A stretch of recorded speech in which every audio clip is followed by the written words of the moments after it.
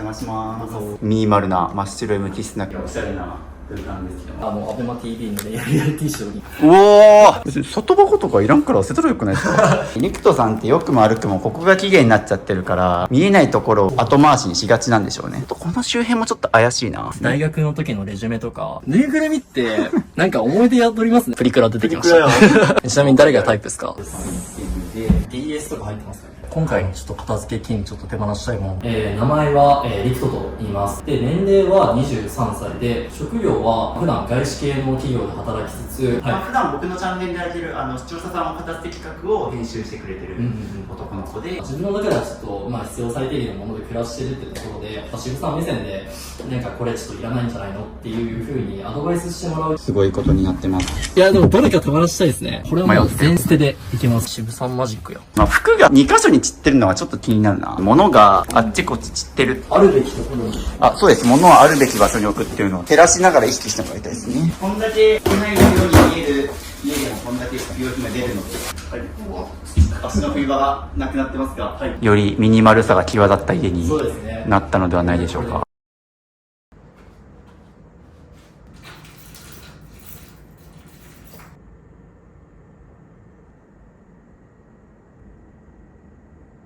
ということで今日も物を減らしていくんですけども、今回お邪魔するのはすでにミニマリストである男の子リクトくんのお家です。というのも彼ですね、僕の YouTube チャンネルの片付け動画の編集をやってくれている男の子であり、かつミニマリスト YouTuber としてリクト余白のある暮らしっていうチャンネルで登録者1万人を超える YouTuber でもあるんですけども、で過去には僕のミニマリストルームツアーとして白い部屋のテレビリポーター当時ですね、恋愛リアリティショーに出て、でそこで振られてっていう経緯からいろいろあってミニマリストになってるっていう。でしかも彼はですね、今僕と一緒に撮影したりお仕事一緒にしてるんですけども、僕のイベントにも4回連続くらいもうなんかイベントやるたびに毎回最前席で陣取ってるみたいな、ありがたいことに僕の大ファンで、そこから部屋を見せてもらってルームツアー取って、そこから仲良くなって今仕事してるっていうような彼なんですけども、渋さん僕の家を片付けてほしいですと。ミニマリストを名乗ってはいるんだけど、実は押し入れ部分に結構まだ捨てられないものがあるので、渋さん目線でこれいらないんじゃないみたいな客観的な目線が欲しいと言われたので、今からお家に行ってきます。ぜひミニマリスト渋を家に呼んで片付けてほしい、コーチングしてほしいという方は概要欄のリンクから申し込んでみてください。で YouTube には出れないけど家に来てほしい、片付けコーチングしてほしいという方は概要欄の LINE の方を登録してもらうと個別でご案内していたりとか、さらにこの LINE を登録していくと YouTube では公開してない未公開の片付け動画を5本公開していたりとか、物を手放すか迷った時の30の質問リストだったりとか、ミニマリスト部屋のインテリアの参考になる画像リンク集とか、スマホの中身が綺麗に片付くアプリアイコン画像150個セットなどを無料で配布しているので、ぜひ無料の LINE 登録お待ちしております。それでは動画の方にどうぞ。お邪魔します。というので、すごい早速僕と同じ服がありますもう完全に影響されてるんで、見覚えのあるアイテムがいっぱいということで、早速ちょっと片付け前のルームツアーをさせていただくんですけども、まずこちら玄関にある靴がですね、同じ、こっちがリクトさん、こっちが僕のって呼んで、これ全く同じ、オンというブランドのクラウドモンスターっていうスニーカーですね。スニーカー界のアップルとか言われてますけどね、本当は歩きやすいですよねこれね、いいっすよね。があって、ここにも僕と同じ防災カバンですね。これミニエイドっていう筒状の防災カバンがあったりとか、あと勝手に閉まりましたけど、スマートロック、スイッチボット、我が家と同じですね、これも。あとはエコバッグがあったり、我が家にあるものがいっぱいっていう感じの玄関になってますけど、ちなみに靴箱はどこにあります？靴箱はこちらになります。よいしょ。こんな感じです。はい。靴は1、2、3、4、5、6。どうですかね。ちなみにここは減らしたいなと思ってます。いや、めちゃくちゃ減らしたいですね。実質、最近もう本当このオンのクラウドモンスターが良すぎて、もうこれしか本当に着てない。簡単になんかコンビニで用のスリッポンぐらいしか使わないんで、それ以外はもう全員捨ててもいいかなと思ってるぐらいって感じです。使用頻度高いのは2足で、他4足はそんな履いてないと。そうですね。じゃあ見てもいいですか？もちろん。ナイキのエアマックス。ナイキのエアマックスとかニューバランスとか、はい。まあいいブランドのものがそうですありますけど、そんな履いてないと。そうですね。でも革靴はもう重たくてなんだ。ああ、はい、革靴もありますし、なるほど。まあ、ちょっとここら辺は減らしたいと思ってるんですそうね。ですね。という感じで、まあ防災用の水があったそうですね。ありとか、と非常食とか。あったり、うんうんうんちゃんと備えはしてあると。そうですね。ちなみにここに、はい。これ財布かな？そこはお財布とかはい。ですかね。あと、はいまあ、バッグとなるほどか小物系が多くて、はいこれも結構使用用途被るものが結構多いので、はい今回のちょっと片付け機にちょっと手放したいものも結構たくさんあるって感じですね。了解です。あとはまあ玄関はここにイソップとか、そうですね。鍵とか。鍵とかうん、小物置いてあっ系ですね。て、ここからこう入るとですね、はい、キッチンがあるという感じで、でここから下が階段で、おー、ミニマルな真っ白い無機質な空間がありますけれども、でこのスツールですかね。そうですね。この中物入ってません？多分。そうですね。まあこれ収納スツールで座れるけど、収納もできますっていうそうです。っていうので、まあこんな感じで物が入ってると。DS とか入ってますかね。DS 夏遊んでるんですか DS？ いや今も遊んでないですねほんで今任天堂スイッチの時代だから、よほどねレトロゲーム好きじゃなかったら遊ばないと思うんですけど、ドライバーとか、あとこれが DS か。 DS ライト夏。しかもこれあれです。中入ってるの、だいぶなんか使用感あるし、中入ってるのは 3DS。そう。ちぐはぐやん。ああ本当だ、懐かしくないですかこの感じ。夏い。そう。かといって遊ばないからね。うんちょっとこれも手放すこうかな。なるほどなるほど、よいしょっていう感じで、はい、あと一部ね雑誌があったりとか、メジャー好きなんですね。はい。これもあれですよ。ミニマリストさんの。はい、はい用品僕が出てるやつな。そうそうそう。渋さんの出てるやつ。これはちょっとなかなか手放せずにちょっと踏みとも伴ってる感じですね。まあ電子書籍あるんで電子もおすすめっていう感じで、まあいろいろ細々たまに使うものが入ってるって感じかな。です。でここがゴミ箱かな。ゴミ箱兼サイドテーブルです。になっていて、まあ冷蔵庫がありますと。ちなみにミニマリストさんの冷蔵庫見てもいいですあ、か？もちろんどうぞ。はい。なんか薬があったり、無印良品のそうですね。カフェインレスはい。カフェオレだ。それは渋さんはい呼ぶときには必須アイテム。テムとか、これ面白。はいこのままコップにもうなんか飲み物入れて保管してあるんだ。そう、ちょっと渋さんに。確かにね。なるほど、ありがとうございます。そのまますぐ取り出せるしね。とか、うわ、サーモン拭いて、そう。はい、ちゃんとサランラップして、はい。サーモンアボカド好きなんで。あ、本当だ、アボカドもあるわ。そうです。ちゃんとアボカドがあったりっていうので、はいスミノフ好きなんですか？そうですね。なんか友達よく友達来るから、はいなんか割ったりとかしますね。なるほど。んですね、生活感あって、下、アイス系シャーベット系とか。なんか意外と可愛い感じだった。そうそうそう。可愛い感じで、これ美味しいですよこれね。美味しいんですよ、マジで。冷凍餃子。そう、油と水いらないから、ね。マジでおすすめしたいです。っていう感じの冷凍庫と、はいこっちがキッチンですね。ですこれがはい例のあれですか？ガスコンロが怖いから IH にしてますみたいうな。そなんですよ、僕、火が、はい怖すぎて。はい。可愛い。そうなんはですよ。だから、こんなに立派な三つ口コンロあるんですけど、はい一回もここに来てから使ったことないんですよ。い。確かに。だから、IH で使ってるっていう。なるほどなるほど。そう。まあ僕だったらこうやって手放しますね。ですよね。っていうので、まあただね、そういうまあ一応そういう理由があって使ってますと。です。食器とかはどこあるんですか？食器は、はいちょうどここの中入ってて、はい。まあほんと一人分ですかね。はい。あとなんか参考の。お一人様専用弁当箱炊飯器です。まあ弁当箱だけどケーブルつなぐと炊飯できるよっていうそうです、そうです。やつがあったりとか、あとここはそうですね、食料品がそうですね。スパゲッティ好きなんですね。そうですね、麺系大好きで、カップラーメンとかあったりとか。確かにそこにカレーとかチキンラーメン食いてうまかっちゃんがある、うんうわ食いて僕た食僕たち福岡県民なんでね。そうなんですよ。でまあここもね最低限本当に多分スタメンの調味料とこれ1個あれば大丈夫の歌丸クリーナー万能クリーナーがあったりとか、こっちはここは、水回り、終わりですね。まあ、洗濯機はなくてコインランドリーで、そうなんですよ。あとまあここに服があるんだ。これ全部の服じゃないです。なんか、はい上着系のものが結構、はい質が高いものとかあるんで、うんうんそれが、一応下にウォークインクローゼットがあって、はいそこに収まらないんで、ここにかけてるって感じですね。なるほどなるほど、うんうんコインランドリーから持ってきたらここにそうですね。パンツ下着とかですねそうですね。下着ととかか、ドライヤーとか。あったりっていう感じで、あとこっちがはい。水回りでいいですね。これおしゃれですね。なんかあ、本当ですか？はいそうですね。ちょっとシンプルな感じっぽい感じで。なんか大体ここの独立洗面台ってここにこういろいろ収納ガチャガチャついてたりしますけど、そうなんですよ。これないからですね。逆にシンプルですね。ミニマリストの人だったらこれでいいっていう、っていう感じで、ここに、そうなんですよ。渋さんと全く同じスタイル。つるす、無印良品のつるす水回りポーチに、ここにいろいろ。そうですね、化粧水とか。入れてあって、失礼します。はい。まあ、ハトムギ化粧水とか。そうですね。ストックとたまに使うものが入ってるのかな。です。じゃあ、下降りようかな。はい。で、このまんま、リビングに案内してもらうんですが、すごい。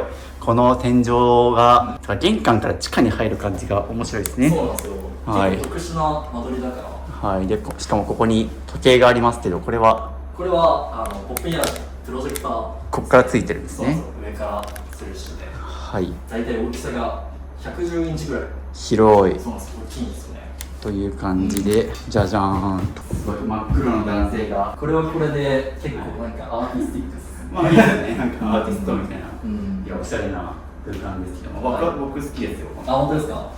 そうですね。以前ルームツアーしていただいた時にで見ていくんですけど、なんか減らすもんあります？パッと見たけど、全然ミニマリストじゃん。意外と溜め込んでます。例えばどこに物が多いなと思います？そうですね。ここら辺ちょっと実はここから見えるにはそんなに影響ないかもしれないですけど、ここら辺とかちょっとこうなんか取り出しやすいものとか普段使いのものとか固めてたりとかするので、なんかここの空間微妙だなとか。ちょっと直置きしてるけど、ちょっとまとまりない感じ。ギターやってるんだ、確かに。そうです。僕もともとなんかギターとかの影響、音楽の影響でABEMA TV のリアリティショーにはい。その時使ったアコースティックギターって感じです。確かに髪も青くなってて、なんかアーティストバンドレビューしたんですか？違います。なんかシルバーにしたくて。前シルバーでしたもんね。そうです。で、色落ちでシルバーになるみたいで、その前段階で今青にやってるって感じなんで、ちょっと迷惑系 YouTuber 感があるんですけど、ちょっと心は真面目なんで。なるほど。これ色が抜けたらシルバーになるんですね。そうです。なるほど。っていうので髪が青いですね。です。確かにここ僕だったらここ何も置かない状態で作るな。ギター1個だけとか。そうですね。で、引き続きここにデスクがあって、これおしゃれですね、この椅子とか。無機質だから。で、ここにスイッチと iPad があるんですね。で、普段あそこで充電してると。そうですね、あそこで充電スタンドがあって、これ使って iPhone と Apple Watch と、あと AirPods 同時に充電します。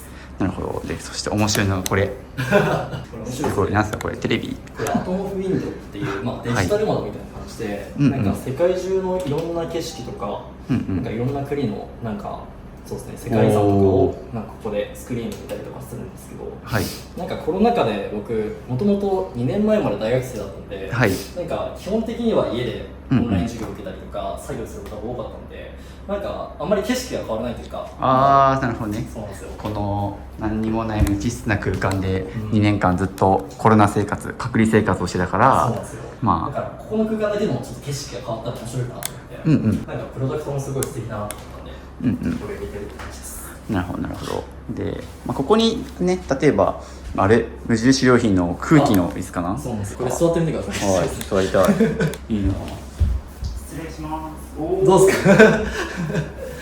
これ人をダメにするわ。そうなんですよ。意外と心地よい。そう空気でできてるから、しかもこれ固めるというか使わない時とかは本当に空気抜けば移動とかも引っ越しとかも楽なんでいいですね。ちなみにいつもここで動画編集してます。こうやってこうやってやってるんだ。これ確かにいいですね。まったりできる。そうなんですよ。ミニマリスト向け。で、折りたたみマットレスがあって寝るときはあれ開いたりとか、僕と同じ寝袋兼ソファーがあったり、間接照明と VR ヘッドセットがある。ここら辺は本当に使うもの、好きなものが置いてあるからいいなと思ったんですけど、僕だったらちょっとあそこ片付けるために、なんかここに収納っぽい扉があるんで、僕だったらここに入れちゃいますね。なるほど。で、ここを見せてもらおうと思うんですけど、ここがウォークインクローゼットっていう感じですね。服が何着かあったりとか、あと外箱がちょっと多いんで。そうですね。なんかね、前の家ルームツアーした時も結構外箱が多かったなっていうイメージ。外箱で割と閉めちゃってるから。別に外箱とかいらんから捨てたらよくないですか？確かに。そうですね。なかなかその機会がないから、このタイミングでちょっと減らしたい。僕いろんな家行ってるんですけど、外箱はもう真っ先に捨てましょうって言ってるヒットアイテムの一つなんで、これアトムフィンドです。さっきのデジタルマネの外箱があったりとか、ポップインアラシンの外箱とか、これですよね。そうなんですよ。これは天井型埋め込み型のやつのとか、メルカリ段ボールですよね。そうですね。まあ確かにここよく見ると、意外とお掃除ロボットに間接照明スイッチとか、隅スイッチに関して言うと捨てるときは、実はここに保証書がついてるんで、でも1年以上過ぎてるでしょ、これ。そうですね。2022年なんで、最悪保証期限内でも、ここだけ、切り取り線ありますけど、ここカットすればこの箱いらないんですよね。確かに。っていう風に、まあなんかちょいちょい確かに、この外箱空間。で、なんかもっと言うと、今回その任天堂スイッチ手放そうと思ってて、ああ、そうなんだ。はい。これを機にちょっと、なるほど。もうゲームしないんだ。そうですね。なんかフリーみたいな生活を始めてから、はいもう本当に任天堂スイッチによって、もう時間がもうどんどん吸収されてて、はい。ゲームでダメになってる感覚があると。そう。あとなんか、今年中に好景気出るみたいな噂ありますよね。ああ、もう次、ニンテンドースイッチ出るって、あれね、変わるって言いましたね。そう、そのタイミングでちょっと、もう今のうちからもう手放しておこうかなと思ってまあ確かにいいと思いますよ。考えてます。ね。まあ僕は全然ゲーム好きでやれますけど、まあなんか、自分はなんか友達とやるときしか遊ばないって決めてるんで、ですねなんか割とセーブできてますけど。ね、だからちょっと今日、渋さんとスマブラかマリカーかして、渋さんに勝てたら手放そうかなと思ってます。了解です。ボコボコにします。ここ減らせたら、さっきの外にあったなんかギター周辺のものは僕ここに置きますね。確かに、それができる。ここ結構スペース取ってますからね。これとかはなんですかこの白い箱。それも、ぜひ開けてみてほしいです。はい。なんか、うおーほんとだ。待って、歴代 iPhone のめっちゃあるじゃん。そうなんですよ。とか。まあでも今、はい持ってるやつですよね。あー、なるほど。iPhone 二つ持ちだからか。それこのシェーバーの箱とかいりますこれ確かにいらないですね、これ。これそんな高いやつじゃないっすよね、多分。何万とか。 2万、3万ぐらいしたか。気がしますね。とはけど別に、シェーバーって売るもんでもないしな。確かに、売れないですもんね、逆に。はい。っていう感じで確かに外箱が外に意外とあったんですね。です。なるほど。じゃあもうほんとここ一体全部外箱だ。そうですね。これどうにかしたいですね。とか、まああとこの周辺もちょっと怪しいな。なんかありそう。書類系、ガジェット系、カープ好きなんでカープグッズはい。とか、毛布とかですね。とか、ここにボックスティッシュあるんだ。しかも開いてる。そうなんですよ。カシミヤ。ここで鼻噛むんですか？いや、構わないですね、確かに。はい。とか、まあまかといって表に出すもなんかなと思いつつ。あ。あー、なるほどね。これはなんかこれ iPad スタンドとか、あー。ただもう使わないですね、これ。あ、なんか使ってなさそう。ペンケースとか、ちょっと思うんですよ。書類系ですね書類系とかです。ね大学の時のレジュメとか、ああ、はい。なんか契約書とか、もろもろ。感じですね。なるほど。とか、まあここもちょっと怪しいけど、まあ一旦ちょっとなんか、なるほど。ちょっと今回の片付けは結構ここ怪しいなっていう感じしたんで、ここ中心にやるかな。です。はい。です。ちなみに服とかもこれで、まあ服はなんか少ない感じしますけど。いや、もうちょっと減らしたいですね、僕。あ、そうなんだ。なるほど。もうちょっと、なんか使用量と被ってたりとか、まあこれからシーズン変わるから、まあそれに向けてちょっと。まあ確かにパッと見たらタートルネック多いなとかはちょっとありますけど。シルエットとかもあんま気に入ってなかったりとか、素材気に入ってなかったりとか、なんかちょっと色落ちしてるなとかっていうのもあるので、そこら辺はちょっと見直したいですね。了解です。はい。はい、ということで片付け前の部屋をルームツアーさせてもらったんですけども、物を減らす前にですね、ちょっとリクトさんについていろいろなんでこう申し込んだのとか、物を減らしてどんな生活をしたいのかとか、聞こうと思うのでよろしくお願いします。はい、お願いします。ということで最初に自己紹介をお願いします。はい。名前は、リクトと言います。で、年齢は23歳で、職業は、まあ普段外資系の企業で働きつつ、ミニマルアーツ株式会社っていう、まあ渋谷直人さんという方が、まあやってらっしゃる会社で、業務委託的な感じですかね。そうですね、今、僕の会社で業務委託で入ってもらってて、YouTube 動画の編集をしてもらってますし、多分この動画もリクトさんが編集してもらってるんで、まあ普段僕のチャンネルでやってる視聴者さんを片付け企画を編集してくれてる男の子で、まあ過去にルームツアーですか。そうですね、はい、させてもらったりっていう形でサポートさせていただいてます。じゃあ改めて何で申し込んだのかお聞きしたいです。はい。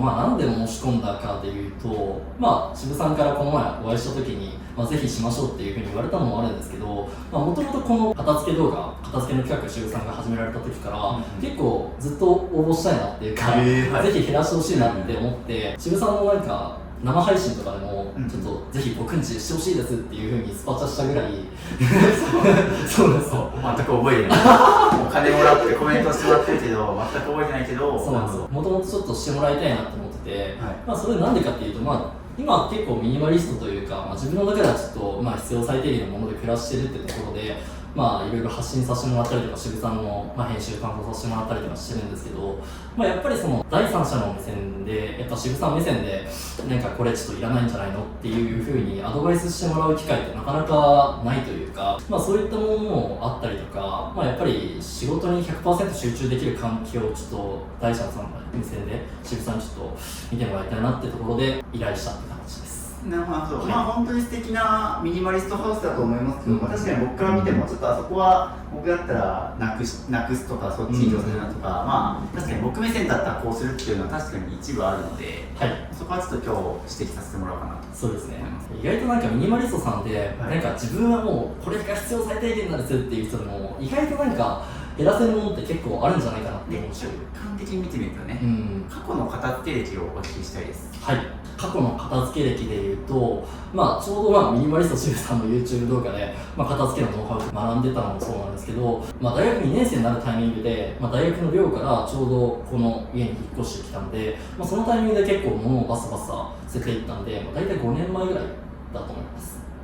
なるほど、5年前か。5年前からに物を減らし始めて、はい、この部屋だったな。です。じゃあだからもともと物が少ない人ってよりは、まあ、僕と一緒でミニマリストの発信見て、あ、俺も物を減らそうみたいなところから減らしたっていうタイプですね。はい、じゃあ最後に物を減らしてどんな生活をしたいですか？そうですね、はい、まあ、まさに、まあ、今編集とかも担当させてもらってるのもあって、結構家にいることが割と多いので、まあ、家でも 100% その仕事に集中できる環境で、もう本当に今自分にとって必要なものだけで暮らして、もう真のミニマリストというか、渋さんに公認してもらえるような、まあ、ミニマリストになりたいなっていうのがもう理想の姿です。はい、まあさっきもね、なんかところどころちょっとゲーム機が多くてちょっと無駄に遊んじゃうとか、そういう罪悪感があるみたいなとかあったんで、確かにね、そういったものはちょっと減らしてもっとね、集中してうちの片付け動画頑張ってもらおうみたいなので、はい、この動画のために頑張ります。じゃあ早速物を減らしていくのでよろしくお願いします。よろしくお願いします。ちなみに今片付け何日目ぐらいですか？今6日連続です。そうです。やば。ちなみに今僕この物減らしコーチング企画6日連続やってます。最初は石川県で3日連続やって、で昨日まで2日連続兵庫でやって、今日今ここにいるんで、3日連続でやって僕感覚されてるんで、やばいっすね。任せてください。もうビンビンっすね。よし、やりましょう。はい。お知らせです。ミニマリスト支部の LINE を追加するとなんと無料で YouTube 未公開の片付け動画やルームツアー動画5本、スマホのホーム画面が綺麗に片付くアプリアイコン画像150個と壁紙セット、物を手放すか迷った時の30の質問リスト、ミニマリスト支部と1対1でズームできる相談会、インテリアの参考になるミニマリスト部屋のリンク集など、他にも計10個の特典を無料プレゼントしています。配布は予告なく終了する可能性があるので受け取りをお早めに。概要欄のリンクか QR コードから登録お待ちしてます。という感じで早速減らしていくんですけども、どこから減らすか分かりますか？服からですね。おー、さすが。僕の、ね、動画を編集してるから、ね、もう嫌になるほどメソッド聞いてると思いますが、まず服から減らします。はい、ということで、まず服から減らす理由はもう分かりますね。そうですね。やっぱりその毎日ここのクローゼットってまあ行き来したりとか、まあトータルコーディネートを組んだりとかするっていう意味では、まあこのクローゼットっていうのを最初からやっていった方が、まあ効果が実感しやすい。おー、そうです、効果実感しやすいから僕は服減らしてくださいっていうのをよく言ってるんですけど、まあ大体ね、クローゼットから減らすと、クローゼットと寝室がリンクしてたりリビングとつながってるんで、ここを減らすと空間にゆとりができて、リビングとかにはみ出てるものをここに収納できてとかできるんで、最初は服から減らすのをおすすめしてますね。はい、はい、っていうので、まあ、まずちょっと僕気になったのが、はい、まあ、このタートルネックの数だって服全部で何着ですかこれ？ちなみに12345ズボンあるから10着か。はい、数えたのも初めてって感じか。そうですね、意外と初めてかもしれない。まあ13着そうですねあって、でそのうちが4着、まあそうですね、トップス12着のうち4着、まあタートルネック、まあ好きだったらいいんですけど、そうですね、はい、びっくりした。ちなみに、まあ、4着あって、減らしたいなと思った理由は何ですか？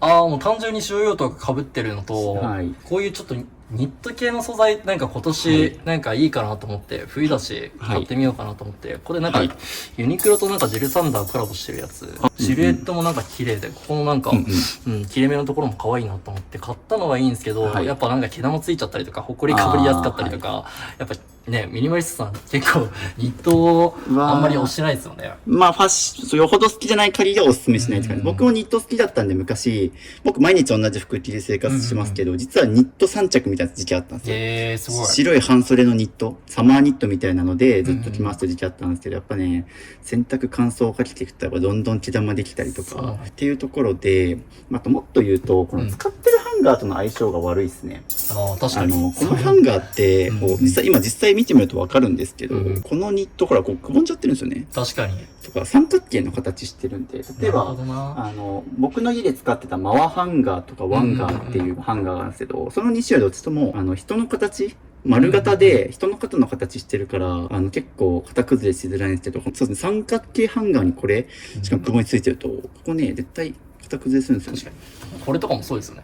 そうですね。てかまあ、そうですね。形が。書き方がすごいいびつですけど。っていう意味でもなんか実際だからここがビヨーンって伸びてここ捨てちゃったりとかね。確かに。ハンガーもちょっと買い替えした方がいいかもしれないですね。まあ相性は良くないと思いますね。っていう意味で、ちなみにこれはどうですか？いらないです、これは。いらないですね。はい。っていう感じで、まあちょっとでももう違和感感じたり迷った服は減らしてもらいたいなと思いますね。なるほどね。こういう感じでいつもやってるんですね。ああ、そうです。初めて経験みたいな感じ。いつも編集しててなんかこういう感じなんだろうなっていうの分かるけど、生は初めてだから、意外となんかこういう感じだなと。人にぐさぐさ言われると、来るものありますよみたいな。結構僕楽しいですけどね、これ。なるほど。じゃあ早速、ご自身の手でゴミ袋に入れてもらいましょうか。ありがとうございます。そうですね、感謝をしながら。という感じで1個減りました。他、なんかちょっと。これもいらないです。これも迷ってですね。ちなみになんでいらないですか？これ、昔、まあ、学生時代に、僕渋さんと一回すれ違ったことがあって、ポール・スミスっていうお店でバイトしてた。バイトしてた。そう、声かけられたんですよ。バイトしてて、そこのまあブランドのやつなんですけど、普通に、なんだろうな、なんか従業員着みたいな感じ。制服みたいな感じで使ってたんですけど。バイトするためにこれが必要だったんだ。そう。で、僕バイトのなんかテーブルにもたれかかっちゃうから、ここら辺とか結構穴開いちゃったりとか。ちょっと待ってくださいね。確かに穴が開いちゃってますね。ここら辺とか穴開いちゃったりとかするし、まあ結構シルエットは好きで、なんかこのタートルネックの高さとかも結構気に入ってたりはするんですけど、もうだいぶ使っちゃってるから色もあったりとかするんで、まあこれはもうちょっといらないかなっていうので手放します。なるほど。確かにちょっと穴開いてるやつはね、まあダメージジーンズとかだったらいいんだけど、ね。そうですね。まあ見ててあんまり。そうですね。捨てます。ってことはこれ結構長く来たんじゃないですか？バイト時代から。そうですね。3年ぐらい。なるほど。まあでもそれくらい穴が開くほど気に入って来てたということで、感謝を伝えながら。はい。ありがとうございました。他ちょっと減らしたいなとか気になっちゃったんですよ。そうですね。もうタートルネックは一つに絞りたくって、もうこれとかもちょっと色あせてるんで、これもなんかユニクロのやつなんですけど、ちょっとこれは買い替えるにしてもちょっと新しく今年買うとか、そうですね。そんな感じでやりたいんで、これもちょっと手放します。まあ最低限ちょっと冬始まった時に着る1着だけは残しておきましょう。そうですね。考えるとマジでジル・サンダーのやつとか、ポール・スミスとか、なんかいくらハイブランドのやつでも、ぶっちゃけあんまり残さないから、なんか GU とかユニクロで僕は十分なんじゃないかなっていうのを最近。まあどうしてもね、タートルネックってこういうよれちゃうから、意外とね、なんかこう寿命が長くないというか、まあ僕もタートルネック好きで使ってた時期あるんですけど、結構ね、買い替え消耗が早くて、特にミニマリストの人とかって服少ないから何回も着るじゃないですか。確かに。ってなってくると結構僕もデザイン的に好きだし、今後ね、また着る可能性あるけど、やっぱね、あんま長持ちしたことはない。やっぱスティーブ・ジョブズに影響された感じで。そうですね。渋さんもやっぱタートルネックめちゃくちゃお似合いじゃないですか。ありがとうございます。ね。タートルネックね、いいんだけど、僕もデザイン的に好きなんですけどね。いいっすよね。はい。まあって感じで。服は他にどうですか？これは、もう渋さん監修のレス JP の、ありがとうございます。アバーハウスコラボのバックレスシャツ。もうこれはもうめちゃくちゃ気に入ってるんで、絶対これは残します。はい、ありがとうございます。で、これもちょっと毛玉最近ついちゃってて、パタゴニアのやつ、なんか裏に裏起毛とかあって、めちゃくちゃ冬とか秋とかあったかいからいいんですけど、1年以内に着てないんで、なるほど。いらないかなっていう。まさにそうですね、迷ったりした特に服に関して言うと、1年以内に着てないかっていうのをちょっと問いかけてみると、着てない場合は春夏秋冬で着てないんで、今後も使う可能性はないと。毛玉もついてるし。はい。これも。着ないんで。いらないです。結構減ってるな。ただでさえ少ないのに。そうなんですよ。意外とね、長く定番のもので使ってたんだろうけど、収益が来たんでしょうね、多分。やっぱユニクロ GU で満足できちゃう。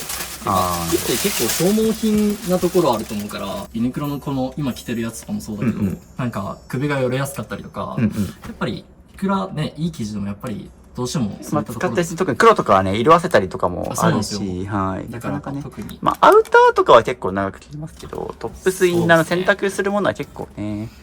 はい。こんな感じかな。なるほど。じゃあ服はこんな感じで。はい。1、2、3、4、5、6、7。上にあと3着。そうですね。まあ、だから今ちょうど10着かな。ですね。はい、10着で。という感じで一旦ここは完了ですね。あと僕気になったんですけど、よく見たら後ろにこれマットレスあるな。ここに。あれ、向こうにもありましたよね。完全来客用ですね。ああ、来客用のマットレスなんだ。だいぶこれ傷んじゃってるっていうか、なんかこれも結構、なんていうんですか、毛玉ついちゃったりとかしてるんで、ちょっと捨ててもいいかなとか思いつつ結構泊まりも来るから。まあだったらいいかな。でもどうですか、来客用ってシュウさん持ってます？持ってないです。あ、やっぱいらないんだ。なんで床に寝かせてるんで僕。あ、じゃあこれも捨てます。いいですか？カビも入ってるんで。おー。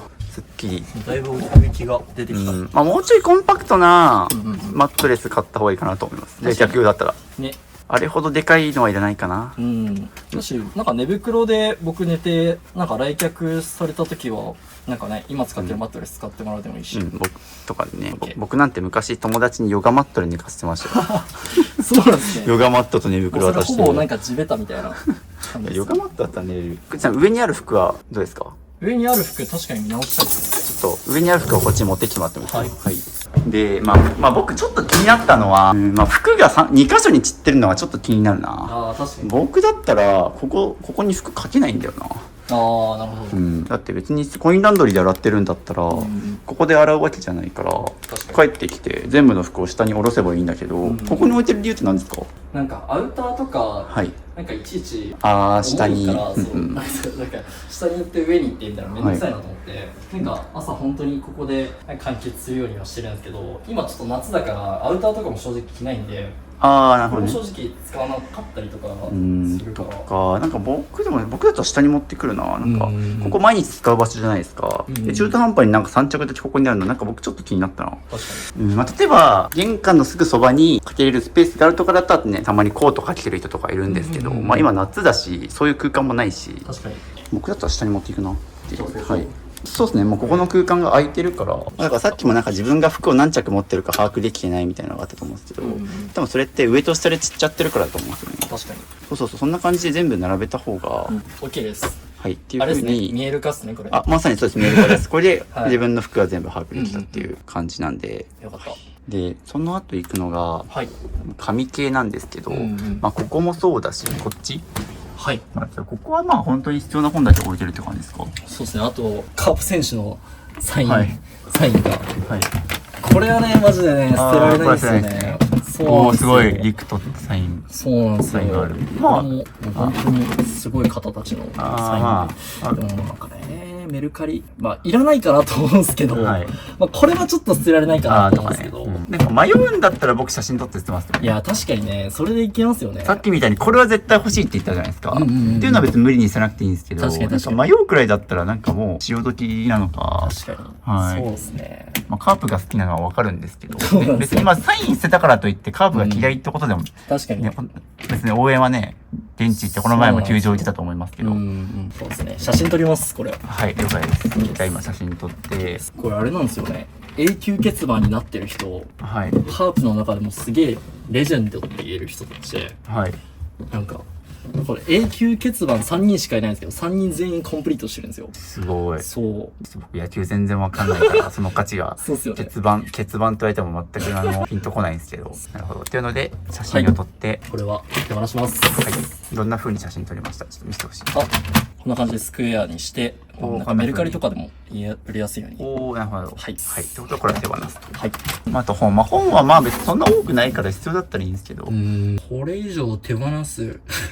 まあ別に無理にしなくてもいいですよ。確かに。僕気になったのは、これまたあれなんですよね。上のスツールの中にも本あったじゃないですか。確かに。僕だったらここに全部固めますけどね。確かに。なんで、ちょっと上のスツール持ってきましょう、こっちに。上のスツールの本もね、あそこにあるってことはいらないんですよね。そう。そう。っていう風に。なんかちょい僕気になったのはやっぱり物があっちこっち散ってるっていうところ。確かに。そう。これちょっとこのスツール全部下に持ってきましょう、もう。普段編集しながらなんでこのものってこっちにあるんだろうって自分で思いながら、自分もそうやみたいな。そう。これが玄関にある必要っていうのは特にないはずなんですよね。ないですね、確かに。そうそうだって印鑑が玄関の近くにあるとか分かるじゃないですか、うんピンポン鳴らしたらすぐ確かに確かツールの上に座って読む本とかでもないですよ、に。うん、確かだから、僕だったらまずここにある雑誌全部出して、その上で、一旦あっちに並べますと全部というふうに一旦自分の紙雑誌系をここに全部固めた上で、に。うんうんうん。これが今リクトさんの本全部ですね。確かに。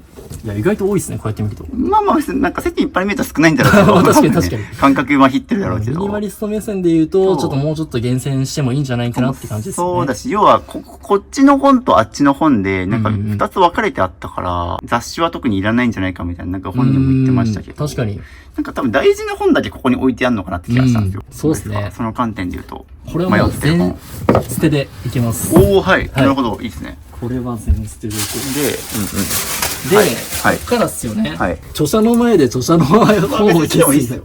本当ですか？はい。いや、電子書籍あるんですよね、ぶっちゃけ。はい。電子書籍がある本は手放してもいいんじゃないですか。確かに、動画的に面白いですね、これ。じゃあ、そうですね。いやーでも手ぶらで生きる。手放す練習。それが本人に任せます。もうリクトさんが好きなら。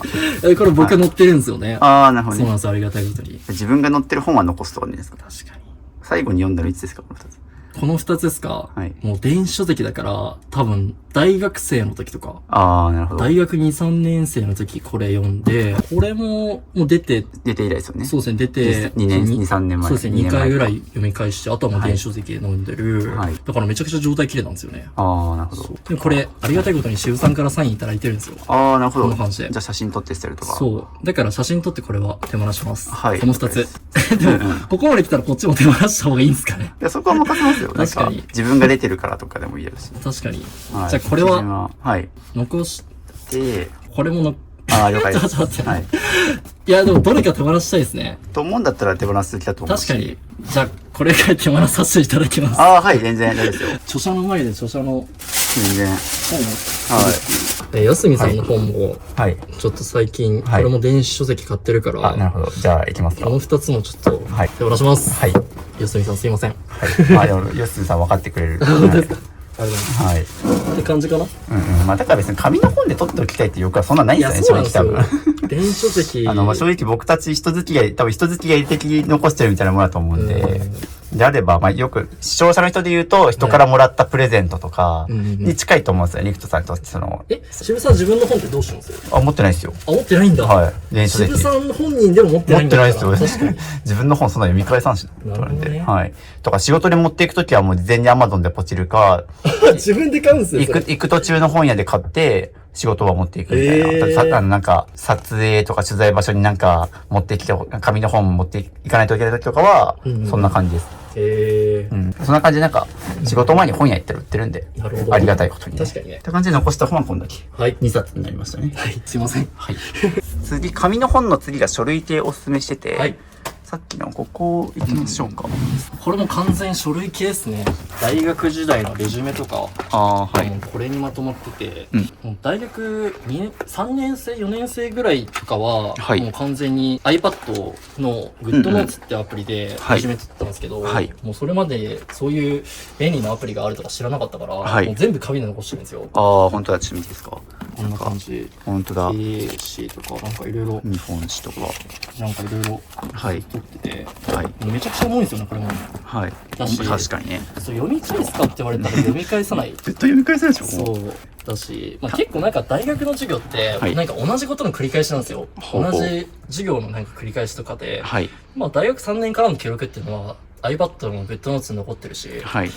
これもちょっと全部、これを機にちょっと手放そうかなと思ってます。はい、手放しましょ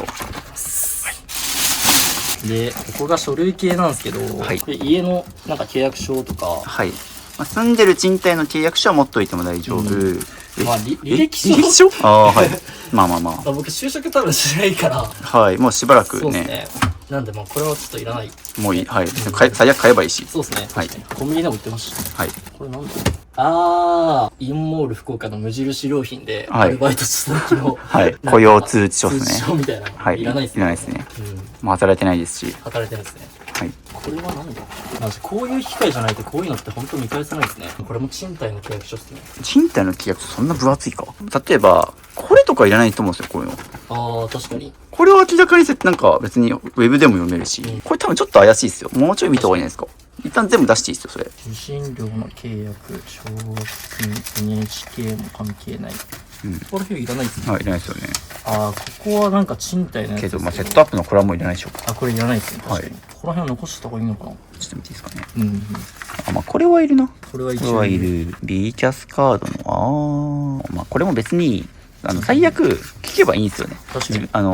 JCOM なんですけど、まあ、JCOM に電話して自分の名前と生年月日伝えたら向こう個人情報持ってるから、確かにいらないっす。いらない。はい。これは Wi-Fi のやつですね。なんかログインパスワードとか。でもこれも裏に貼ってあるんで、はい、いらないですね。これは、契約。はい。別になんかこれ経費になるとかでもないからいらないですね。いらない。これは保険証とかマイナンバーカードとかキャッシュカードとかなんで、まあこれもまたコピーすればいいですよね。これも多分いらないですよね。はい、もちろん。まあこういうのって基本パンフレットなんで、はい。ですね。これホームページに書いてるし。確かに。はい。これも多分いらない、これもいらない。マイナンバーカード、無印良品、良品計画って書いてありますね。これいらないですね。はい。終わりです。これも捨ててもらって。これもいらないって感じで、はい。これ2つ。あれば大丈夫。はい。あとまだ、はい。大学の時のなんかレジュメ。まだ、本当だ。たくさんあったりとか。これももういらないですね。これもいらないです。また履歴書が来ました。はい。これもいらないです。いらないです。これいらなそうだな。ハザードマップいらないですね。これいらないですね。保険提案、ログインパスワード。ログインパスワード系のは、ちょっとこれも写真撮るとかメモればすれます。OK。倫理の教科書。教科書。大学の時に。これいます？いらないですね。クリアファイルがたくさん溜まりましたね。はい。一つにまとめます。ここら辺も全部クリアファイルはいらないです。はい。はい。ということで、この説明書とこのクリアファイル2つあればいいので、まあ極端しもこれもいらないレベルです。確かに。そこそれこそここに挟んどくとかでもまあなんかいいし。確かに。まあ無理にこれに入れる必要もないんで、まあこれもちょっと捨てる候補、後ほど。これいらないですね、完全に。はい。まあなんかまあそう捨てましょうかね、もう。まだまだ減りますよ。こういう感じなんだ。ああ、そうですよ。普段こんな感じなんで。楽しい。っていう感じ。次、これは、まあこれもガジェット系か。まあ書類系終わったんで。でも、このスタンドとか、これ iPad Pro の時に使ってたやつなんですよ。はい。これもちょっといらないかなと思います。はい。これも手放します。まあこういうね、見えない収納系はやっぱさっきの書類もそうなんですけど、結構ね、雑に収納しがちになるんで。そうですね。僕とか結構半分のやつわかります。斜めに見えるやつ。2分の1みたいなやつ。とか、そうですね。僕はそういうので収納してます。全部見えなくしちゃうと、結構、まあ、パッと見はスッキリするんですけど、やっぱ中身が見えなくなっちゃって、さっきみたいにいらないものが溜まりがちになるから、半透明にするかちょっと半分見えるやつとかおすすめ。で、ここに、なるほどね。ここに文房具あるんだ。そう。もうめったに。ちょっと多いですよね。めったに使ってない収納の仕方をしてる。ここの二重収納って言われる形なんですよ、これ。ここにも入って、さらにそこに入れてるみたいな感じなんで。だからこそ、半分とか斜めってるやつの方が取り出しもしやすいからってところですよね。とか、僕だったらもうこれ、玄関とかに僕置いちゃいますけどね。ああ、なるほど。玄関、靴あるじゃないですか。靴減らして、靴箱とかに置いとけば、確かに。まあ、玄関にペン置いといて、それこそ印鑑、サインとか、書けるしとか、普段あんま使ってないんだろうなっていうのが、なんかこの収納方法が、だからまあなんかそこにちょっと全部出して、見分けしましょう。これが実質3色ボールペンみたいな感じですね。そう。まあ僕だったらもうこれと、ネームペンと、まあカッター、ハサミ、まああと定規くらい。確かにシャーペンとかも大学生じゃないからいらないですし、まあ別にこっちにもありますからね。でも、ハンコは一応持って、ハンコはいいです。ハンコはいいですね。僕だったらもうこれにします。確かに。じゃあこれをします。はい。他は捨てる。これはもう僕、玄関でいいと思いますよ。はい。玄関行けます。はい。どこがいいですかね、しんさん。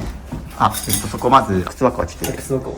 まあ、こういうとこに僕だったらもうそのまんま、まあ、ペン立ての中でそうですね。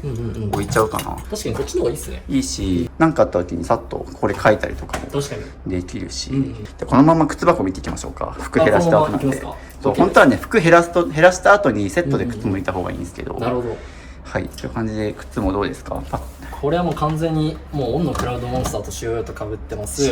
最後に履いたのは多分1年前くらい。じゃあこれもないです。はい。まあ結構履いてますね。なんか状態的に昔。結構履いてます。大学生の時はもうずっとこれ使ってたんで。なんでまあちょっと状態的にもぼちぼち。まあ気にしてたんですけどね。やっぱオンのクラウドモンスターやばすぎて。これね。僕たちが履いてるこれ。超軽いし全然多分重さ違いますよね。まあ別に重い。そう重いんですよ。これびっくりですよね。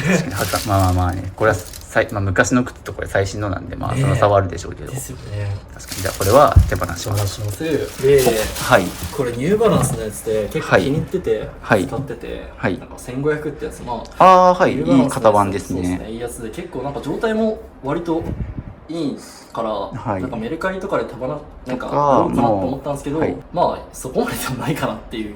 であればでもであればもうじゃあ手放しそうまですね、お願いすか。します。これは結構、まあ親が結構キャンプ好きで、はい僕もキャンプ好きで、まあはいなんならもう親はもうキャンプのお店やってるぐらい好きで、はいそうなんですよ。だからよくキャンプも行くんで、はい。まあそういう時に結構履きたい防水の観点とかでも結構使えるんで、じゃあこれはまあ残してもいいですか。そうですね。昨日かぶってないし。これは残します。これも絶対いらないですね。あもうそんな入ってないんだ。革靴使う時ないし、はい。源氏さんのああなるほど。ファッション YouTuber のリドムかな。リドムとかそこのやつなんですけど、はいまあもう革靴もあんまり使うことないんで、はい重いし、もうクラウドモンスターあるし、はいこれもちょっといらないです。はい。これも最後に履いたんですよいいですか。これも大体2年前ぐらいですね。あー結構履いてないですね。なんやかんやでいるかなと思いつつ、はい使わなかったんで、これも手放します。はい。という感じで半分ぐらい来ました。6足が3足になったんで半分になりましたね。はいっていう感じでここスカスカになりましたね。まああとここになんかショッピングバッグあるけど、まあこれはたまに使うかな。でも、無印良品のやつ、コインランドリー用であるんで、あこれいらないです。はいで、用とか欲しいと思ったら、これ無印良品で150円でしたっけはい。で、またもらえるんで、まあそうですね。これはもう向こうにもあるしいらないと。そうですね、いらないです。っていう感じで、あと中身は開いて上がちょっとごちゃついてるのも気になる。これそうですね僕だったらここの上帽子だけ置くかな。うんこれ一旦全部出しましょうか。はい。上全部出してなんなら僕、この帽子いらないです。そうなんだ使わないから。使ってないんだ。はい。意外夏だから、意外といるかなと思ったんですけど、最近、なんかこういう日傘はい。使ってるから、あーこれはなるほどね全然いいから、帽子いらないですね。僕だって日傘この中にいるかな。あ確かに置いた場所に置いたしねなんか僕この上に物がごちゃごちゃするのちょっと嫌ですね。気持ち悪いですか？なんで一旦全部出していいですか。はーい。めっちゃ暑いでしょ、シュウさん。暑いですマジで。はい。日当たり良すぎて、この家。一旦全部出してでいるものはもう全部開いたあっちに戻していきましょう。ここに了解です。はいこれは、あれなんですよ、折りたたみ用のマフラー。はいノースフェイスのやつで、これはちょっと冬に使うので使いたいからいりますはいはいね、これが無印良品のなんか畳めるリュックみたいな感じで、はいなんか旅行用とかでもいいかなと思ったんですけど、うんうんなんかちょっとなんだろうな、安っぽくなっちゃうし、あーなるほどリュックを使うほどあんまり荷物持ってないからちょっとこれもいらないです、はいでこれははいなんか体温計みたいな感じ、まあたまにこれ使うんで、まあ、これは一応はい持ってきます、まあ、ちなみに僕だったらこれ水回りポーチとかに入れますね。確かにうんここにまあここにあったのも変な話なんですけどこれ水回り水回りポーチにはい僕は実際体温計持ってるんですけど、うんうん水回りポーチに入れてるし、なるほどね。まあ確かになんか意外とこの企画そんな尺取れないかなと思ったら意外とまだまだちょっと、そう意外と指摘するとこあったな。ありますあります。はいという感じで全てこっちで、これマリメッコのエコバッグ、はいエコバッグはもういいエコバッグ僕持ってるんで、こっちにエコバッグあるから、はいこっちはいらない。これいらないですね。はいこれはエンダースキーマっていうところのああはいやつで結構気に入ってたんですけど、はい使わないんですけど、はい。まあそうですね、メルカリとかで出そうかな。じゃあこれは売るで、はい結構まあいいブランドだから多分値段つくと思います。うんいいブランドなのに、はいあんなとこにぐちゃっと放り込んであったから確かにまあ、確かに使ってないんだろうなっていうのは感じましたし、なんで必要なのは、はい財布とうんうんうん、これとそうですね、このマフラーとカバン。カバンですね。財布とカバンとかは、うんうんうんまあここでいいと思いますよ。ああ、確かにね。ここにこうやって置いとけば、うんうんうん確かにそう、いいっすね。まあ、たまに使う財布ですもんね、うんうん普段はキャッシュレスだからもう iPhone だけでいやそうなんですよ。出かけるから、まあ本当のたまに使う財布で、うんでこれもまあ冬用の畳めるマフラーと日傘、うんまあ僕だったらこうしますね。おーそうするとここ上が開いてここに全部使うものが入ってる。なるほどねなんだよ下まだ余ってますか。確かに素晴らしい感じですね。ありがとうございます。はい。でカバン系はもう僕だったら下に持っていくかな。下、了解です。あるべきところに。あ、そうです。物はあるべき場所に置くっていうのをちょっと減らしながら意識してもらいたいですね。って感じで、そうですね。空いた場所にもカバン置いとくとか、はいまあ吊るしてもいいだろうしとかね。うん。あ、確かに吊るすのいいな。まあ吊るすのもおすすめですよ、カバン。この首の上にかけた方が重心は崩れないですね。こういうことですか？あ、そうです。ああ、なるほどね。確かに可愛い。見栄えが。まあバッグ用ハンガーとかがあればそれでもいいですけど、一旦はこれで、はい、置いとけば、おお、はいなるほどね、渋さん。すごいですね、これ。はい、っていう風に。了解です。でそういえば、はいこれ、テレビのリモコンあるんですよまたリモコンが、はい。これ、テレビないのにテレビのリモコンあります確かになんでわかんないです。これ捨てましょう。はい。はい、捨てます。か、これも使いますこれ、ぶっちゃけスタンド使わないですね。とかまあ多分ここにこれあったこれ、とりあえずボックスですよね。そうっすね。はい。特に使用用途ない感じでぐちゃぐちゃなんで、まあここは結構ほぼほぼいらないんじゃないかと思いますよ。そうですね。まあテープはなんかメルカリとかで、まあこれ今から売るやつだから、一応持っとく。これもいらない。これも買ったけど使ってない。これもいらないんで、もう全部いらないっすね。で、これも空になりましたね。ってるともうここ2つが開いたんで。確かにすげえ。これもいらないっすね。はい。ありがとうございます。意外と確かになんであるみたいなものある。そうなんですよ。こういうのも多分、第三者の方に言ってもらわないと絶対気づけないですよね。リクトさんって良くも悪くもここが期限になっちゃってるから見えないところをちょっと後回しにしがちなんでしょうね。別にまあぶっちゃけさっきのやつってまあ減らさなくても別にまあ生活に支障はないし、確かにまあ別にまあ減らした方がいいんだけど、そうですね、極端になんかね部屋が狭くなるとかもないわけだから、まあそういかんせん見えるところが綺麗だからこそちょっとお尻出がぎゅうぎゅうっていうのはまあミニマリストさんにありがちですね。という感じでここが開いたし、これいります？いや今いらないですね。これあれですよね、一眼レフの三脚ですよね。でも一眼レフも売ってましたよねこの前。売りました。そう、なんかリクトさんもともと一眼レフで撮ってたけど最近は iPhone でやってるからちゃんとこれいらないですね。これいらないです。はい。であと気になったのがこれ。はい。これは一眼レフの時使ってたカメラバッグなんですけど、今使わないんですね。一眼レフもいらないです。使わないですね。まあそれは売ってもいいんじゃないですか。なんかどっか持ち込みで。ロードのマイクとかも。はい。それは売りましょうかね。はい。とか結構高級家財系もちょいちょい見つかってるんで、そういうものは売りましょう。で続いて気になったのがこれ。ああやっぱりなんか怪しいガジェット系スイッチのコントローラーだって収納スツールにもありますよね。確かにグレーのあれですね。収納スツールの中にもあったから、まあだとしたらあっちに置くべきだし、これも売るって言ったんでさっき。確かに。はいじゃないとか。てかあれですこれ渋さんの監修してる。ああ僕の財布。SJP のしかもサイン入り。これのサイン書いてくださいって言われたんで昔書いてましたけど。率直に言うとはいもう使ってないです。申し訳ないんですけど。はい。最近ちょっと使ってなくてですね。これを機に手放しましょうかね。渋さんの前で手放そうかな。あ全然大丈夫ですよ。すいません。はい。失礼します。っていう風にまあここら辺もなんか多分もう一眼レフ系とかのこれもいらないっすね。そうですね。これもコードなんでいらないですね。しこれは Apple Watch の充電器だけど Apple Watch はさっきのスタンドで充電できるから、はい、これもいらない。はい。これは多分なんかわかんない充電器類充電コードなんでこれもいらない。はい。これは多分わかんないんでいらないですね。はい、そうもう何かわかんないって言ったやつ手に取って、はい、用途不明なものはいらないです。パッと説明できないってことはもうしばらく使ってないしなくても生活できてて困ってないはずなんで、確かにパッと手に取って用途が説明できないものはいらないですね。他はどうですか？これも多分一眼レフ系なんでこれもいらないです。ね、照明は一応いるかな。撮影の時とか使うと思うんで。これだけこれも残しとく。でこれカーテンレールなんですよね。これブラインドで僕してて、はい、カーテンレール全部外しちゃったんで、はい、これ現状回復する時にこれいるのかな。じゃあそれだけこれ全部取り出します。これももういらないですね。そうですね。これもいらないですね。でこれもいらない。これはあれなんですよね。ディフューザーというかアロマディフューザー専用の充電器みたいな。ディフューザー使ってます？ディフューザー最近使ってないんで、これも手放します。はい。これエアタグのやつなんですけど、エアタグのアクセサリーも使うことないんでいらないです。はい。ハサミは用途被ってるんでいらないです。はい。これは、そうですね、Apple Watch のこのバンドなんですけど、まあこれ付け替えるときあるんで、これは一応持っておきます。はい。で、これはカメラの、クリーナーなんですけど、カメラ持ってないです。いらないです。はい。っていう感じなんで。って感じです。いるのは、こんだけだったので、はい。これはこれでいいと思います。確かに。これは捨てられないやつなんで、賃貸のやつで。これだと中身見えないけど、これだったら、こっちいいと思います。こっちで。あえて見える位置。メッシュだったら見えるんで、これまた多分こういう中の見えない側に入れちゃうと、そうそう、何が入ってるかまたなくすんで。なるほどね。渋さんマジックよ。はい。みんなこれで減らせるようになるんです。なるほど。僕が家に来て減らせなかった人は過去一人もいないんで、大丈夫。OK です。ので、これはもうそのままそうですね。で、それをそのまま直に置いとけば、まあわかるよねっていう。これは、まあちょっと一旦そこも直置きしておいて最後に考えます。了解です。ありがとうございます。で、あとは、ここ。まあなんかカープ系がいっぱいありますけど、これ何が入ってます？これはもうユニフォームとかタオルですね。これはじゃあ応援グッズ。そうですね、応援グッズですね。じゃあ絶対いる。そうですね、これはいるですね。シートか、これなんだこれは、さっきの無印良品の空気でできたソファーのやつからいるか。これはいるんまあ、ですよ。たまに使う備品系を一旦ここに固めといて。スライディっていうなんか謎の生命体のキャラクターなんですけど、はい。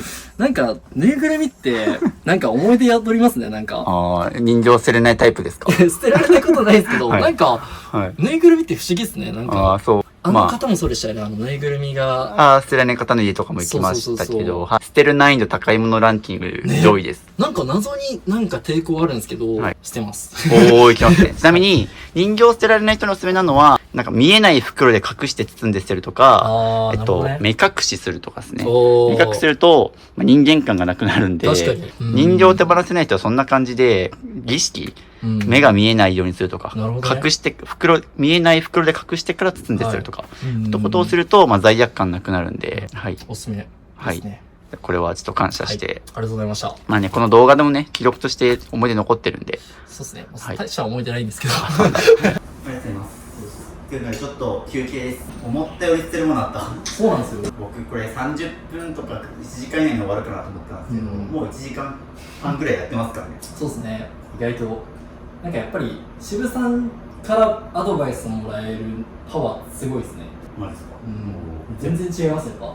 ちなみにそれ何ですか？これメロンソーダ、無印良品。無印良品。そう。おしゃれなもの飲んでるんです。そう。僕メロンもソーダも嫌いなんで、嫌いなものダブルパンチ。そうなんですか。今6日連続でしたっけ、6日連続でやってます。キロピークとかじゃないですか。まあ、めっちゃ疲れてますよ。ですよね。しかも6日連続やってでしかもさっきも自宅で撮影してたんですよ。自宅でああ、そっかそっか。冒頭動画うん。めっちゃ撮影してる。しかも一日撮影しますよね、完全に。僕編集今させてもらってるじゃないですか。素材だけでも大体まあ20時間とか平均してあるから1時間とか2時間とかにまとめるのも結構大変なのに、なんか1年前半年前ぐらいも渋さん全部一人でやってたじゃないですか。撮影とか編集とか、まあ、企画とかもそうですし、で、まあ、わざわざその自宅にお邪魔させてもらってね、移動もするわけで、あれもなんか一人でやってたんですやべえなって冷静に撮ってましたね。一人で撮って全部編集したんでもう無理。渋さんだって4、5本ぐらい編集してもそこからなんかリタイアとかも全部僕に任せてくれるようになったじゃないですか結構あれはしんどいですよね。しんどい。僕の編集の採点でいうとどれぐらいですか今？でも多分僕と変わんないと思いますよ。へーマジで変わんないと思います。多分それで再生回数が変わるみたいなことはないと思うんで。あ最初の頃はやっぱ70点くらいからあ、スタート。でも70点もらってたんですか？まあまあ100点満点中だね。へまあ、そっから今結構ね添削会とかやったから、まあ多分もう僕の 90% 以上出してる。おー嬉しい。90%くらい出してるの僕が伝えてるから。じゃあ再開しますか。よし、頑張ります。ということでここですね、最後気になったのはこの外箱部屋なんですけど、いりますか？これいらないですね。外箱はそれどういう理由で残してます？そうですね。やっぱ、まあ、自分の中では高いと思ってる家財。まあ、これも確か6、7万ぐらいした気がするんで、まあ、なんとなくで残してて、でもなんか邪魔だしな、みたいな。でも別にまあそうですね。まあ、うんただその気持ちもわかるけど、売るってなくても、これなくても売れます。確かに確かに。まあ多分いいとこ減額されても1000円にくれ、1000円ちょっとだと思います。この箱ね、ことによって。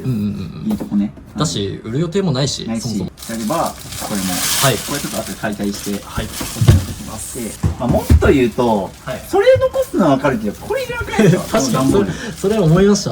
うん。なんで残してんだろう。って感じでこれもいらない。はいで、まあこれももう、今から売りに行くと。そうですね。これも売りに行きます。はい。で、まあこれもそうですね。これも、外箱、アラジン X、これもいらないですかね、もう。そうですね。これなくても売れるんで。確かに。いらないですね。ここら辺も言わずもがな、いりますか？ブラーバジェットは売る予定ないんでいらないです。しオキュラスクエストは今回で売ります。あ、売るんですね。はい。いらないです。じゃあはい。じゃあこれも梱包して、梱包します。はい。これはもう売る予定ないし、あ、そうですね。めちゃくちゃ気に入ってるし。なくても売れます。いらないで。そうですすね。我が家にあるソニーのグラスサウンドスピーカーです。これも売る予定ないです。って感じで、要はもう外箱減らすと、こはい。こ僕が入れるくらいの確かに。全然いけますね。っていう感じで、あとはこれですね。はい。まだまだある iPhone の外箱は、まあ、例えば iPhone も明日撮影日9月9日なんで、はい。まあ、今日の深夜にちょうどアプリイベント。そうです、そうです。2時からです。もう今日、新型 iPhone 出るんだ今日。はい。いや、わかんない。知らないです、僕は。はい。そっか、まあ。多分出ます。iPhone16 出るんだろうなっていうので。なんで、まあ、13ミニはちょっと手放す予定ないし、しばらく多分持っておくんで、これはもう手放します。これはワンチャン直近売るかも。そうですね。もう多分売ります。じゃあ、今月からだったらじゃあ。はい。これは抜けといて、一旦全部出すか。はい。さっきの iPhone15 の箱は、例えばなんかもう毎年結構ね、買ってると思うんで、そっかそっか。売って買うってことやってると思うから、まあ最悪 OK なんですけど、そんな売る予定もないだろうし、別になくても売れるんですよね。もう何回も言ってるけど。売りもしない外箱のために、結局これ分だけ家賃払ってるってことなんで、まあ物の所有はコストってよく言いますけど、本当に外箱ってたかだか数十円、数百円のものなのに、こんなに広い空間使ってるから、保管する分のコストの方が高くていくって感じで、外箱からになって、よいしょか、あとなんか、こっから7個カードが出てね、わけわからんですね。いらないです。中身見えない系の箱に入れちゃうと、今みたいにとりあえずボックスみたいになんかこう、物がいろんなジャンルごちゃごちゃ入っちゃうんで、もう万が一外箱これ管理するとしても、もうこれに入れないようにしました。隠した方が綺麗っていうのはわかるんですけど。確かに確かに。よく言ってるのが、その捨てるものではなく残すものを選びましょうって言ってて、もうなんかね、捨てるものは結構こう無限にあるから、無限っていうかほぼ捨てるものだと思うんで、逆にもうなんかここでいるものありますよ。いらないものに目を向けると、これ捨てる、これ捨てる、これ捨てるって言うと、ずっとね、時間かかっちゃうんで、確かに。逆にいるものだけ残してそれ以外捨てるっていうふうにしたくて、例えばこれはじゃあいります。そうですね、これは確実にいります。売りに行くから、他。で、オズモポケット2、これですね。これももう iPhone がめちゃくちゃ綺麗だから、あんまり使わないんですよね。だから、もうこれも売るんで、これも、はい、後で手放します。他にいるわけはApple Watch も多分新しいのが多分出るはずなんで、この Apple Watch Ultra。じゃあそうですね。多分今日発表であると思います。はい。外箱も多分直近で手放すことになるんで、これも手放します。他はナイス。だったらこの3つだけ売りに行くから残して、他は全部捨てるっていうか。ですね。ふうな選び方した方が捨てるのが早いです。確かに。で、そうするとこれもいらないですね。そうですね。それもいらないですね。これもいらないですね。はい。別になんか、このアップルの袋ってなんか嬉しいからみんな取ってる人とかも多分いると思うんですよね。なんかね、よく残してる。ハイブランド系の紙袋、グッチとかマルジェラとかもなんでもプラダとかよく見るんですけど、そういうのと一緒ですね。そういう系ですね。いらないです。はい。パスポートとこれは。ここからパスポートできたんだ。そうですね。謎の。じゃあ、ふなし、今日僕がこの家片付け来る前に、パスポートどこにありますかって言ったら答えられました？いや、わかんなかったですね。っていうのがです。なんか最近僕LINE の特典で、捨てるか迷った時の30の質問リストっていうのをずっと作ってて、で、そのうちの一つに、盗まれても気づけるかとか、まあ、例えば迷ったら捨てるとか、1年年使ってないものは捨てるとかリストいろいろ載せてるんですけど、まあ、そのうちの一つに、ちゃんとある場所答えられるかみたいな。結構だから人にパスポートどこにありますかって聞いて、答えられないってことは結構まずい。確かに。物の住所ですね。物の住所が定まってない。物減らして、管理して、保管しておけば多分これ即答できるはずなんですよ。クリアファイルのところに置いてますとか、玄関に置いてますとかでもいいんですけど、なんか今聞いて答えられない状態っていうのは良くないし、それが多分こういう風に外箱とかなんかいらないもの残しちゃってるせいで管理が雑になっちゃう。確かに。ありがとうございます。なんかめっちゃ懐かしいもん出てきて、なんかアベマ TV の時出てきた、みんなで撮ったプリクラ出てきました。何歳ですかこれ？マジで、6年前だから、そうですね、18とか。リクト君が若い。髪が黒い。童顔なんで、あんまり今とかあんまり変わらないですけど。ちなみに誰がタイプですか渋さん。女の子。プリクラが多すぎて。そうですね。強いて言うなら。まあ、この2人どっちかかな。いいですね。ちなみに僕が告白したの誰だと思います？うわぁ。誰だ？左下の子とか。じゃあ真ん中のギャルの子ですね。意外だった。はい。で、振られました。これなんだ？これは、一眼レフとかで撮影した時に、これ使ってたんですけど、まあ、床白いし、今これ別になくてもいいから、これもいらないです。はい。ギターはここにもあるんですね。そうなんですよ。これエレキギターで、まあ僕が使ってるやつが、アコースティックギターって言って、なんか音が鳴るやつなんですよね、がっつり。なんですけど、まあ、エレキは、その音鳴らないんですよね。チューナーにつなげたらキュイーンって言うんですけど、まあ、かといって家で練習するかって言われたらしないんで、なんかスタジオとかカラオケとか行って練習するから、これはちょっとリサイクルショップでこの後持ってきます。了解です。はい。こういう感じで、ここに必要なやつのこんだけです。この空間がほぼ更地になりました。すごいな。そしてこっちがカオスになってます。わーお。すごい。こんなにいらないものがそうですね、いらないものっすよね。っていう感じかな。ここが空いたんで、僕だったらあっちになんか置いてあるもの、まあここですよね。ここがごちゃごちゃして気になるって言ってたんで、まあ、僕だったらここにあるものをあっちに使用頻度低いもの、まあ、どんぐらい使ってますそれぞれ。これは筋トレ用のなんかヨガマットみたいな感じ、はい、だけど、まああんまりヨガマット使う、渋さん今持ってますよ、ヨガマットって。持ってないです。持ってないですよね。はい、僕家のジョイントマット床ふかふかなんで、もうそこで直接やってるけど。なるほどね。まあ、使うとしても、もうなんかクローゼットのドア開けたすぐそこに置くとか。確かに確かに。これはいらないですね。いらないと。はい。これも、まあアロマ最近やってないですよね。やってないですね。アロマどこにあったって感じですか。このどこにあったっていう。確かに確かに。この言い方って。そうですね。なんでまあこれもいらないですよね。これランチョンマットか。そうですね。ランチョンマットもこれ、なんかこれ食べるみたいな。食べる時もあるんですけど、はい、まあなんか最近もこれ使ってなくて、そう、しかも汚れやばいんですよ。そう明らかになんかしばらく使ってないんかなっていう感じの汚れ具合。ランチョンマット敷いてもそのランチョンマットが汚れちゃうから、はい、結局なんかあんまりだなと思って、で、はい、まあ使うんだったらちゃんと多分洗濯したりとかね。確かに確かに。残されたのかもこの2つ。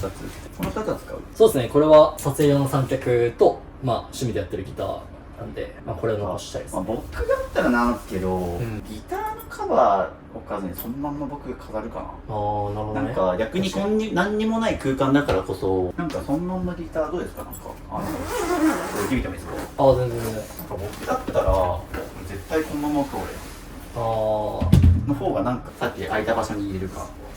一応このカバー入れて黒くしとけば、そうですね、空間空いたんでそこに他でもいいと思いますね。はい、保管しておきます。これ包めばモノトーンになるからとかは確かにけどそうですね、まあとか、まあ、一応そういうふうに考えてもらって、じゃあ向こうにこれは移動させます。はい、おお、いいですね。そしたらここさらちんできる。確かにカオス。足の踏み場がない。ミニマリストとはこれからこんな感じで空いたスペースに、そうですね、そこにギター置いてもいいと思うし、入れるようになった。素晴らしい。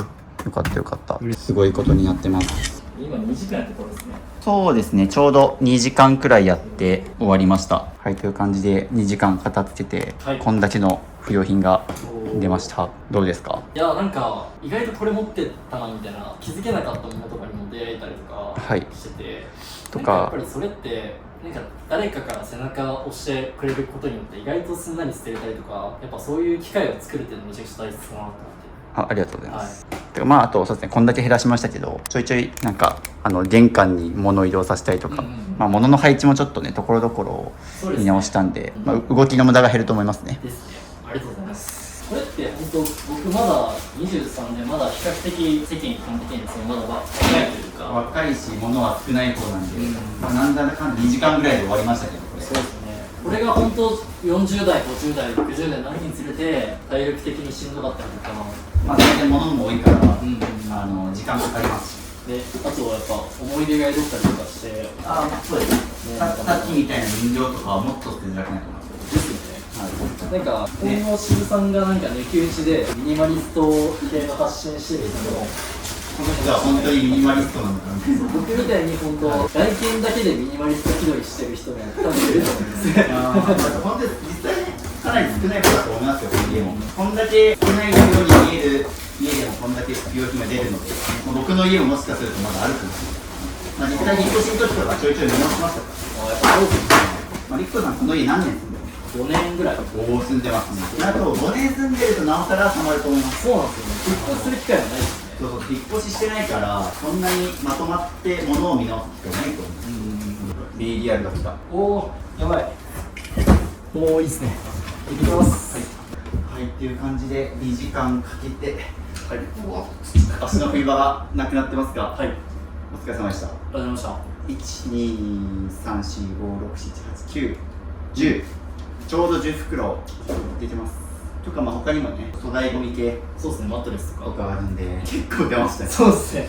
もう、俺はミニマリストなのかっていうのを疑いたくなるぐらいミニマリスト YouTuber の家からもこんだけゴミが出たという。確かに確かに。僕いいとこ1袋か2袋ぐらいかなと思って。結構やっぱ外箱がやっぱまあ半分くらい外箱なんですけど、まあそれ以外でも5袋ぐらいはいろいろ出てるんです。そうですね。込み込み結構な量になったっていう。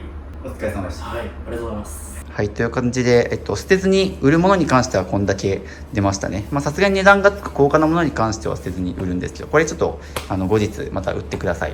経過報告の動画最後に貼っておくので、はい、いくらになったのかお楽しみに。そうですね。ということで2時間にわたる物減らしが終わりまして、部屋はどう悪かったのか見ていきます。はい、でここに関して言うとここですね、ここにごちゃごちゃに置いてあったものはなくなり、でここを開けるとまず靴の数が半分になって、下に降りて、はい、ちょっとゴミ出したんでね、はい、ちょっとこんな風になりまして、ここもちょっと変わってますね。そうですね。はい、あそこにあった VR ヘッドセットがなくなったりとか、もうここは更地にしましたね。はい、そうですね。もう撮影で使うものだけちょっと置いてあるけど、っていう感じでここも一部のものがなくなりという形で、この収納の中はこんな感じで、特に外箱空間がすごいスッキリしましたし、服もね2箇所に吊ってましたけど、ここに全部オールシーズン吊るせて今この状態、上もスカスカになりましたね。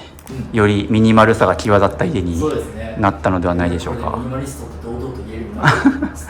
そうですね、罪悪感はなくなったかもしれないですね。そのなんかちょっと一部ものがごちゃ混ぜで隠してあるみたいなものはなくなったんで、もうどこを見せてもちゃんと今ミニマルな状態ということで、お疲れ様でした。ありがとうございます。うわ、嬉しいなこれ。お疲れ様です。ありがとうございます。ということでいかがでしょうか。いや、もうめちゃくちゃ最高ですね。なんか自分の中でモヤモヤしてた気持ちが晴れたというか、これでなんか堂々とミニマリストとして発信ができそうだし、普段動画編集してるの大体家だったりとか、近場のカフェとか行くぐらいなので、結構家にいる時間がやっぱそうですね、ありがたいことに多いので、本当により家で集中できるような環境を作っていただいたので、本当に嬉しいです。ありがとうございます。何よりも捨てたいなとは思ってるのに、捨てずに残したままの状態ってすごい頭の中モヤモヤするんですよね。確かになんか常にトゥードゥーリストの上に片付けが残ってる状態だから、休日に外に出かけるとか仕事をしてても、なんかまだあそこ片付け終わってないのになみたいなのがちょっと頭にちらつくみたいな状態っていうのは、なんかすごいね、脳のメモリを無駄遣いしちゃってる状態だと思うので、それがなくなったんじゃないかなと。だし、やっぱよりその収納とかって言われるものって、僕だったら大きい部分で言うとこの隣にあるウォークインクローゼット、これも完全に閉鎖された空間だから、そこにやっぱり物詰めがちというか、よくそれがね、人によっては難度と言われるスペースになるのかもしれないけど、やっぱそういう収納類っていうのはやっぱ意外とミニマリストさんでも結構やっぱ気をつけていかないと、僕みたいに、この一見外見的には綺麗にミニマルな空間になったとしても、意外とそういう閉鎖された空間って結構物が溜まりがちなので、ちょっと今後もちょっと引き締めて生活したいなと思いました。おお、よかったですね。という感じでリクトさんのものを減らさせてもらったんですけども、こんな感じでぜひ、ミニマリスト渋を家に呼んで物を減らしてほしいよという方は概要欄の URL からぜひ申し込んでください。顔出し部屋出ししてくれたら無料で全国どこでもお伺いしますので、応募お待ちしております。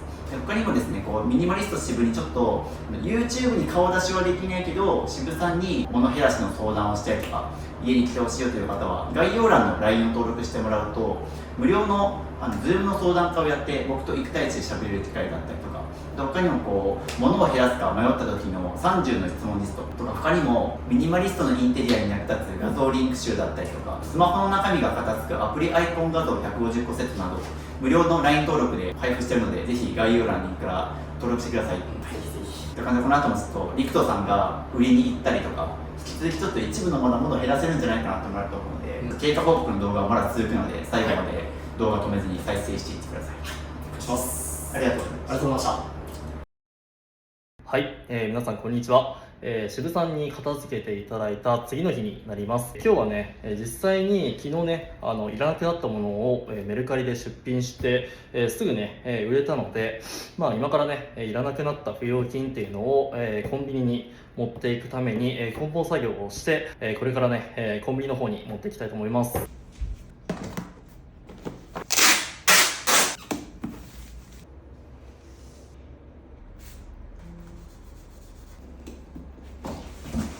はい、ということで、渋さんがね、お片付けに来てくれてから1週間ほど時間が経ちまして、お部屋は今こんな感じになりました。何かね、特に何かが変わったっていうわけでもないんですけども、本当にね、僕がずっと問題視してたあそこのね、奥のスペース、なんかギターだったりとか、アロマディフューザーだったりとか、なんかいろいろね、ごちゃついてたスペースが本当にすっからかんになりました。で、ずっと問題視してたウォークインクローゼットはこんな感じになりました。本当にね、洋服も必要最低限で生活してる形で、本当にね、あそこがね、本当に外箱の山みたいな感じだったんですけども、あそこもね、普段使ってるギターだけで、本も必要最低限って形で、今こんな感じになってます。はい、ということで、今回はね、本当に渋さん、お疲れの中、わざわざね、僕ん家まで来てもらって、片付けまでしてもらって、本当にありがとうございます。本当にね、おかげさまでミニマリストとしてね、より磨きがかかった、空間ができました。あとね、メルカリでね、いくつか、ニンテンドースイッチだったりとか、VR ゴーグルだったりとか、あとはね、Vlogcam、Osmo Pocket 2だったりとか、いくつかね、売れたものがありまして、確かね、10万ちょっとくらいになりました。ありがたいことにですね、僕はね、普段、この YouTube のお片付け動画っていうのは、すべてね、iPhone 15 Pro Max の一番ね、グレードが高い1テラっていうモデル、確かね、25万円ぐらいするんですけども、今年はね、渋さんのお片付け企画で、売れた金額でね、新しい iPhone 購入することができるので、本当に助かりました。僕もね、新しい iPhone 使って、1年間、片付け動画頑張っていきますので、皆さんもね、片付け動画楽しんでいただけると嬉しいです。本当にありがとうございました。お知らせです。ミニマリスト支部の LINE を追加するとなんと無料で YouTube 未公開の片付け動画やルームツアー動画5本、スマホのホーム画面が綺麗に片付くアプリアイコン画像150個と壁紙セット、物を手放すか迷った時の30の質問リスト、ミニマリスト支部と1対1でズームできる相談会、インテリアの参考になるミニマリスト部屋のリンク集など、他にも計10個の特典を無料プレゼントしています。配布は予告なく終了する可能性があるので受け取りをお早めに、概要欄のリンクか QR コードから登録お待ちしてます。